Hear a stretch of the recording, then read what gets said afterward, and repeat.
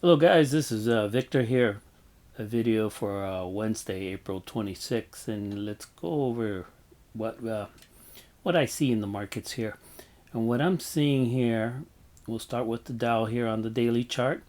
You could see we have a recent downtrend here with this trend line, with an upward sloping trend line here where it hits this and this here. So that we're going to continue on this way. So there's a chance we might be coming down in this zone over here somewhere, probably where the 100-day moving average meets right here on that yellow line here. So this might be our target. We may get a bounce somewhere in here and then come back down and touch the 100. So that's what I'm anticipating, but we'll let the price action let us know. As you can see here on the RSI 5, we're already oversold, and also on the RSI 2. So when the both of them are like this down here, we expect a bounce somewhere. So now let's go look at the SPY, and you can see here the SPY on the daily as well. We have a ascending triangle here, and we did break the outside of the triangle 2 days ago, and that's probably what's starting the bear run down here. Where can we go? Well, we might be coming down to the 100-day moving average on this one as well. So either might trade sideways a little bit and then come and touch it, or go straight down and touch it here. Now, one thing to keep in mind is the distance from here to down here. If you measure that distance and bring it out to where the candle broke the trend right here on this triangle, we have a target that to possibly down here 385, and around in that zone, which is going to be right here. So something to watch. We'll have to watch to see how the markets behave. I did put a small position to go long because I saw a small divergence forming. So if we do get a little gap up,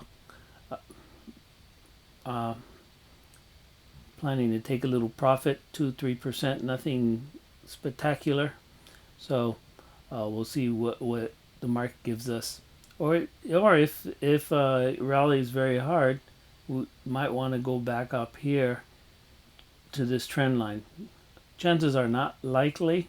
I still think we're going to be floating around in this area down over here. Okay, let's go to the Qs. You can see the Qs. We had a channel forming over here with this bottom base here.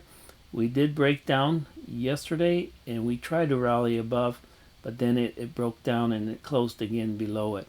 So our target's probably this 100-day moving average. So pretty much in everything that we see is the 100-day moving average. And also the RSI 5 and 2 has gone into the oversold zone, and they're trying to get a little bounce on it. The reason why it's bending upwards is because we got that gap up this morning, but it just couldn't hold very well. So we got an inside trading day compared to yesterday. So we'll have to see what happens to that. And then the last one here is IWM. And you can see here we also had a triangle forming here, pennant. And we had a breakdown. And we're down over here now. Where can it go? Well, it's under everything, so it's the weakest of them all. So right now, first target probably is going to be down in this zone here, the $167 area here. That we may get the bounce back up to the 20-day moving average here, that blue line, and then resume back down. But we'll have to watch and see. Now, if we do get a bounce, I went in and did a scan to see if I could find a some divergence. And out of 93 stocks that came up, 4 of them had potential divergence. And this is again on the daily, and you can see we're making a lower low, but on the RSI 5 down here, it's slightly higher. So there's a divergence forming here. So we'll switch over to the 2-hour chart and look for the entry. But for now, let's just look at the daily. We also have this one here, TSM. Same here. It's going lower. And you can see from this dip here, this reading to the here, going to this price action over here, it's downward, while on the RSI it's just slightly up. So we're getting some little divergence, so we could probably see a bounce coming up here. We do have a gap, so might head up to the gap fill here, or up to the 5-day or the 10-day, or even the 20, depending on how the next few days go. But there's a potential. Then we got HLIT, same story.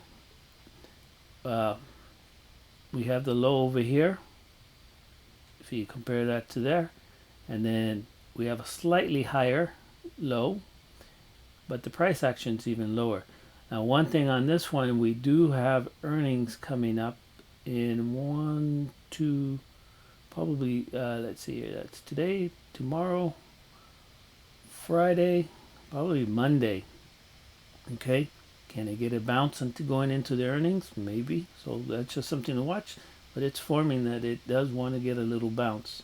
And then the last one's PGR, and again, you can see price actions going down here from this low to this low, while on the RSI 5 it is